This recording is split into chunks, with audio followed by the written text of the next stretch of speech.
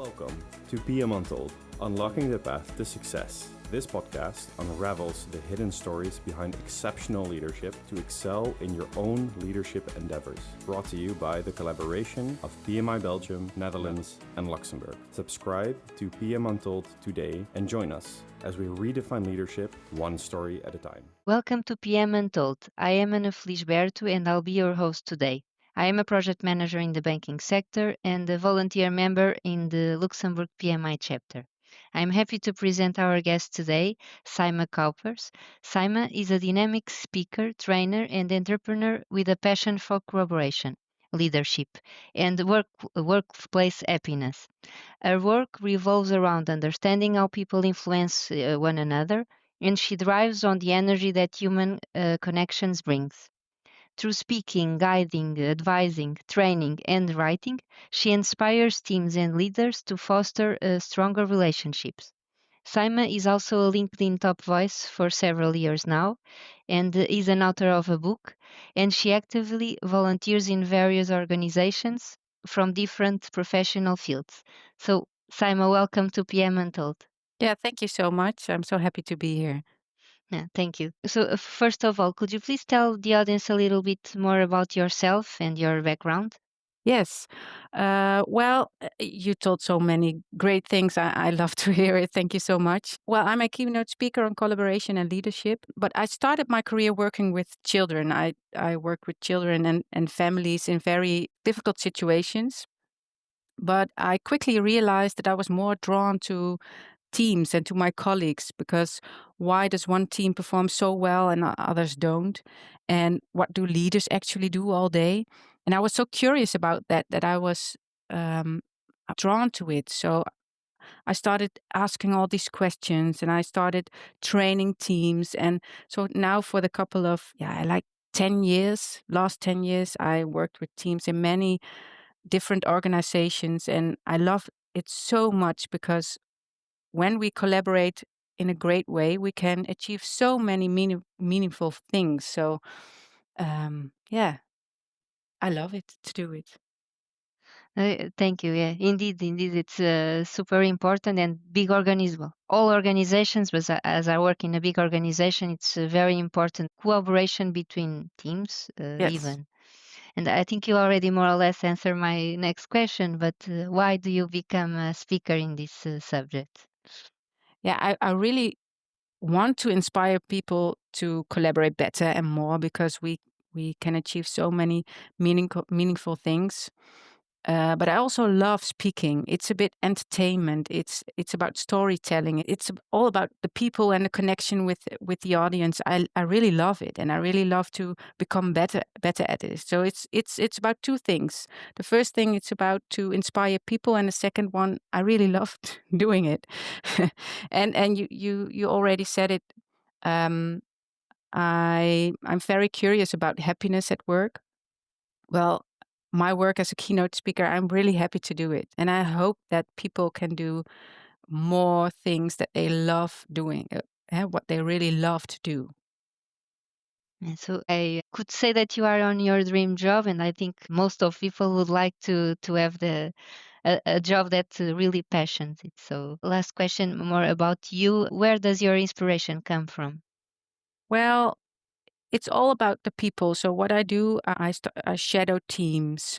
I have various conversation with all kinds of people and professionals about their job, about what they love doing, about how they collaborate. So it's all from real people in real companies, all those great stories. But sometimes it's not even a great story. It's a bit a sad story, but it's so much inspiration I get from real people in real organizations, and the stories that they tell me there.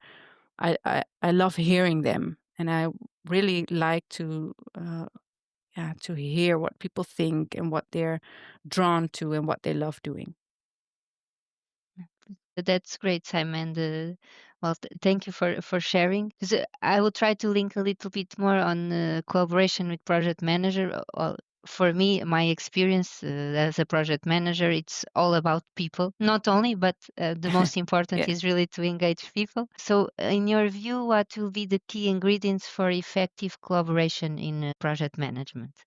Well, the first thing, I think it's really important to have a shared and common goal, and that you have clarity about what's the starting point, what do you want to achieve, what are the common goals, but also what do you expect from one another, and to be accountable for it, because without that, people will just fill in the blanks. They will guess. And beyond that, it's about open communication. So, really talk to one another, share what's happening, and asking support when needed, of course. And there's this one thing that's it's so important, but we also forget it all the time. It's about psychological safety. It's about when people feel safe to speak up, to share their perspective, to make mistakes, and to show vulnerability. And in the end, it's all about the open communication that you have with one another. And even in a project, it's very important that you can say, well, this time I failed, or I don't know how to do it. Can you help me? Thank you, Sam. Very good insights indeed. And I'm thinking, in project management, we deal with a lot of stakeholders, different stakeholders from different backgrounds. And indeed, it's important that people feel safe to speak, because if not, we don't know what it's on their mind. But as a project manager, I would say that it's our responsibility a little bit to create that environment. So that's good insights. So, on your view as well, how can project managers foster a culture of collaboration? Well, collaboration doesn't happen just because you ask for it, or it's not about take this 10 steps and then you have this great collaboration. No, it happens when people share clear goals, when they have a common goal, when they reach out to one another. So, first, create a sense that you need each other, that you need the work of your colleague to get to that goal. That's the first thing. It's about interdependence, that you rely on one another because you have a common goal, right? And then there's this other thing. There's a lot of research about it, and it's about the words you say. So when you, as a project manager, when you use words like "we are doing this together," "we have to collaborate more," and when you say those words, people will collaborate more. So language matters. It matters what you say, because all, and especially in some companies, it's all about money, it's all about achievement, it's all about the getting to the goal, but it's also about language. So if you want people to collaborate more, you have to say those words that you're doing it together, that you, to get to that goal, you have to collaborate more and better, and people will do it. What are some common misconceptions about collaboration? Well, one big myth, in my opinion, is that collaboration is all about a smooth collaboration. It's about being friendly, it's about being nice, but it's not, because it's all about relationships. And when you're in a relationship, sometimes you disagree, and sometimes you have a conflict or moments of frustration. And that's not a problem. It's just about how it matters how we navigate those moments. So what do you do when you're in a conflict? What do you do when you disagree with one another? So it's not about being nice. Same as psychological safety, it's also not about being nice. It's about open communication, where you can have a disagreement, where you can have a moment of frustration, but you also are curious about what other people think, what other people's perspectives are, about what their expertise is. So it's not about that it always goes smoothly. No, it's about how we navigate those moments of frustration and disagreement. Another misconception, I think, is that we don't need leaders. When you have great team members, strong teams, we don't need a leader. But leadership is very important because it helps you to create those common goals, to have a story, to support open communication, and that people feel seen and appreciated. So we need leaders with great stories and that they help people feel seen and appreciated. Thank you, Simon. Indeed, and thinking about a little bit of the conflicts, which is normal. It's normal that people disagree. Yes. It's good, yes, to have that open communication where people can discuss and learn with the different opinions. That is very important indeed. So, in your experience, what are the biggest obstacles that teams face when trying to collaborate? First of all, lack of connection, I guess. So if people hardly know one another or they don't see each other, it can also be online, right? Or that you can pick up your phone and call your colleague. It's not always about being in the same room, but the connection loss, I guess, the lack of connection, it's a big obstacle. Because when you don't see each other, when you don't know each other well, people collaborate less. And another one is a lack of psychological safety. I already said it, where people hold back and really have fear of saying certain things or making mistakes because, well, I don't know what's happening next when I don't feel safe. So lack of psychological safety, it's yeah, it's a bad thing. Yes, well, indeed. I guess it's a little bit responsible of the leaders to create that safeness. Yeah. Yeah, well, it's all about the connections you have and about the the communication. So it's all about the relationships. Leaders are very important to create a safe space, but you can also do it in teams. So it's about being curious, asking questions to one another, to ask, what do you think about this? Or share your perspective. It's all about the communication you have, and it's like a muscle. You have to train it. It's not something you can do, take these 10 steps and you have it, or you have psychological safety. No, it's about training those human skills, I guess. And yeah, well, it's something you have to learn. Yes, indeed. So, what strategies do you recommend for resolving conflicts within collaborative teams?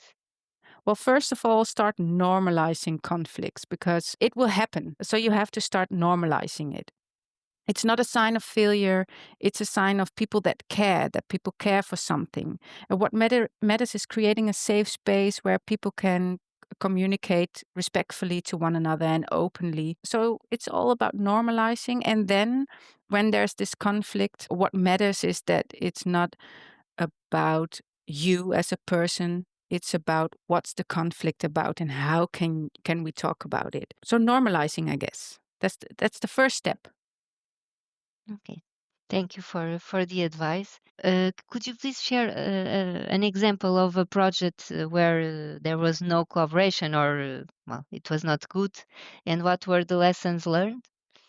Yeah, well, there was this one company. It was a marketing agency, and they came to me and they said, "Well, we want to collaborate more, but we never actually do it."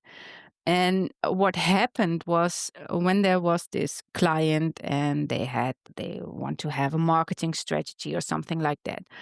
Well, the project manager started working. They involved people when input was needed, of their specific expertise was needed, and everyone worked in an isolation. So nobody knew what others were doing. The result was that the final solution for the client didn't match. So they came to me and they say, "We want to collaborate more." And we start working together or collaborating from the start off. So there was this one question that a client was asking for a solution, and then they start collaborating from the start. So people can raise their hand, I would like to work with this client, or I have an idea.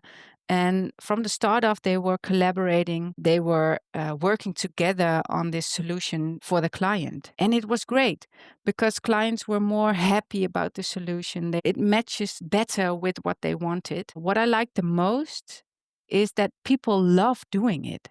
So they actually talk to one another. They were actually curious about what others were doing. It was a very great thing to see what happens when people get to in their connection mode. So it was a great thing to do. Yeah.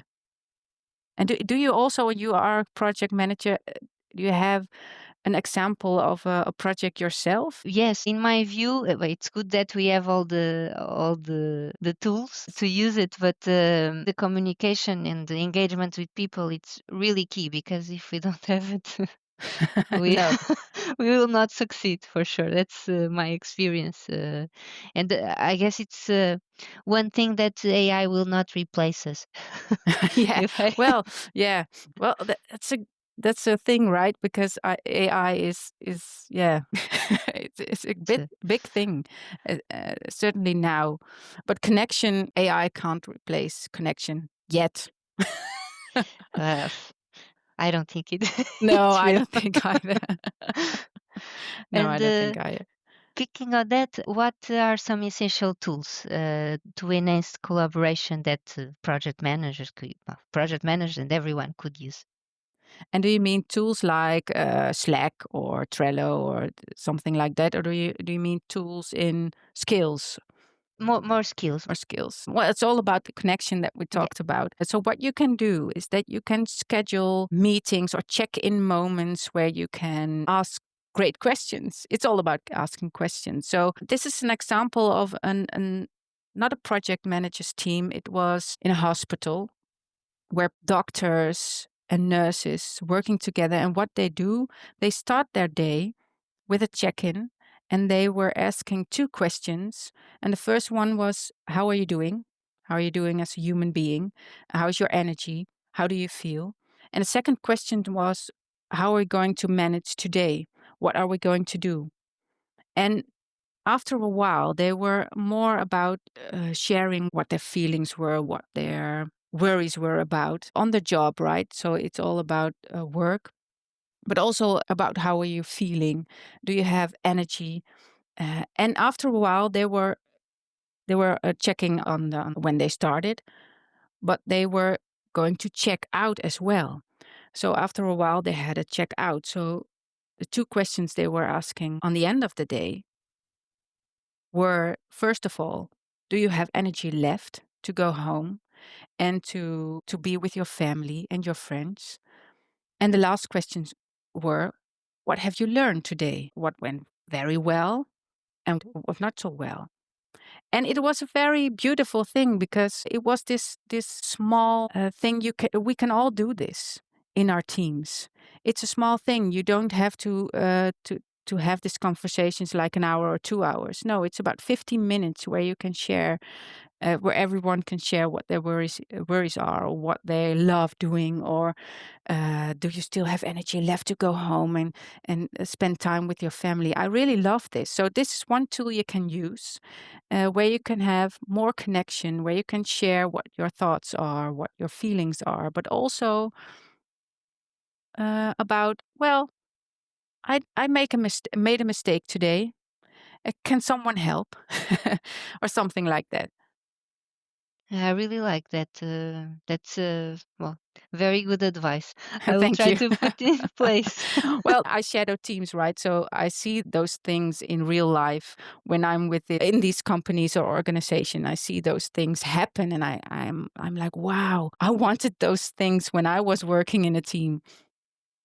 Check-in, I think it's more common, but at the end, everyone wants to leave, but it's actually very important to wait, pause a little bit, and Yes, yes, lessons learned of the day. Yeah, it's yes. very nice.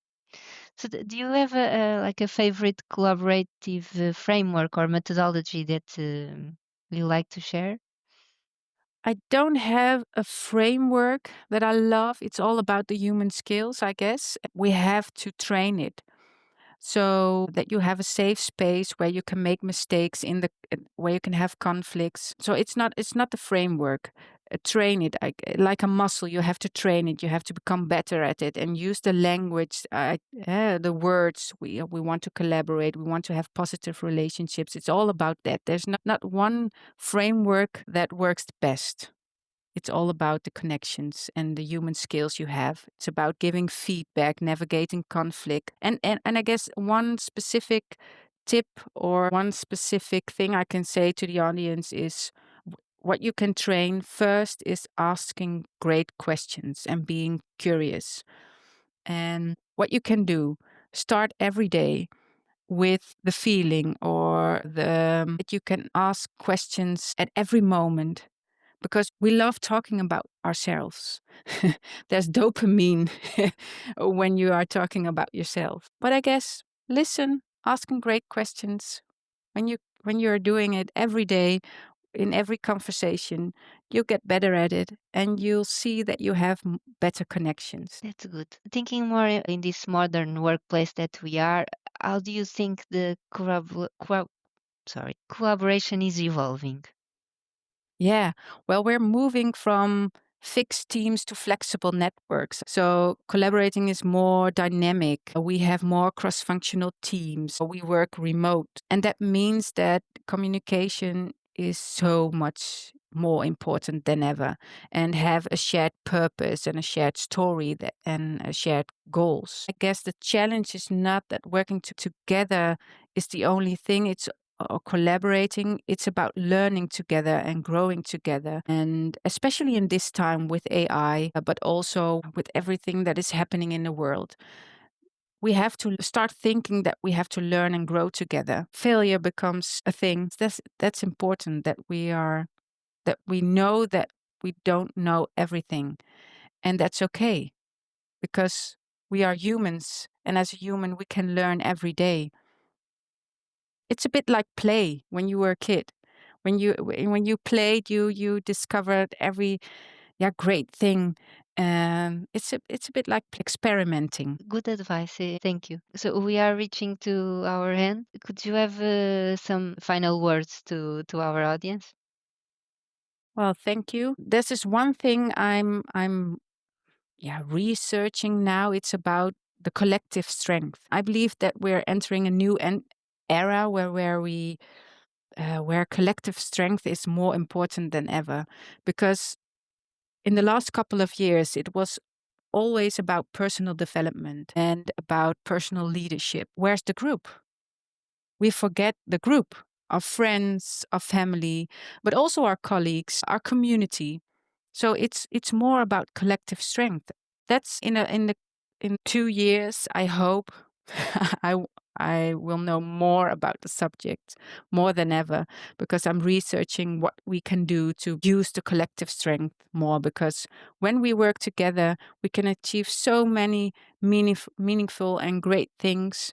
We have to use the strength and the perspectives and the ideas and the expertise of the group. That's important. Well, indeed, Sayma, indeed, very, very important. Thank you very much for joining us in the PM Untold and sharing all your valuable insights. Listeners, if you'd like to know more about Sayma's work, you will find the respective links in the description area. Thank you for listening us. Continue to cooperate, and until the next episode. Thank you. Thank you for tuning in to PM Untold. From groundbreaking innovations to nurturing high-performing teams, we are your go-to resource for mastering leadership. For questions or suggestions, contact us at beneluxpodcast@pmi.lu. Subscribe to PM Untold today as we redefine leadership one story at a time. Stay inspired.